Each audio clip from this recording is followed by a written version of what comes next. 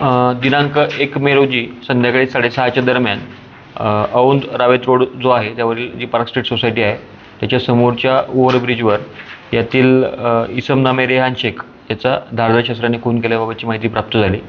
त्या अनुषंगाने चौकशी करता रेहान आरिफ शेख जो राहणार पिंपळे गुरवचा होता त्याच्या गळ्यावर मानेवर 3 मोटरसायकलवरील एकूण 7 इसम आले व धारदार शस्त्राने त्याचा खून केल्याबाबतची माहिती मिळाली. त्या अनुषंगाने गुन्हा रजिस्टर नंबर 554/2024 भादवी कलम 302 120 341 143 145 147 148 व 149 आणि आरमॅट 425 अन्वये गुन्हा दाखल करण्यात आला.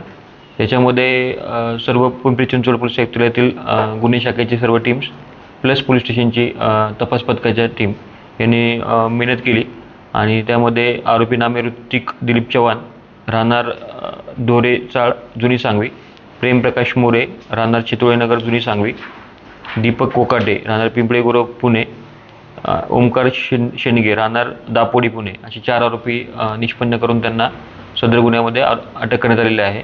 इतर आरोपी ज्या निष्पन्न झालेले आहेत आणि त्यांना शोधण्यासाठी प्रयत्न चालू आहे. सदर याच्यामध्ये माननीय पोलीस आयुक्त व ॲडिशनल CP सर यांच्या मार्गदर्शनाखाली DCP श्री बापू वंगर साहेब यांच्या प्रयत्नाने सिनियर PI निवृत्ती कोल्हटकर साहेब, बाळकृष्ण सावंत साहेब, वैभव शिंगारे साहेब, विठ्ठल साळुंके साहेब, रविकांत नाळे यांच्या टीम या सर्वांनी मिळून या कामगिरी केली आहे. गुन्हा घडल्यापासून पुढे 7 तासाच्या सर्व जे महत्त्वाचे 4 आरोपी होते ज्याच्यामध्ये मुख्य आरोपी ऋतिक चव्हाण याला अटक केलेली आहे. यामधील जे मयत होते तेही रेकॉर्डवरचे आरोपी आहेत, त्याच्यावर 4 गुन्हे दाखल आहेत आणि जे मुख्य आरोपी आहे ऋतिक चव्हाण याच्यावरही 3 गुन्हे दाखल आहेत. तर पूर्ववैमनस्यातून सदर गुन्हा घडल्याचं प्रथमदर्शनी निष्पन्न होत आहे. त्या अनुषंगाने तपास चालू आहे.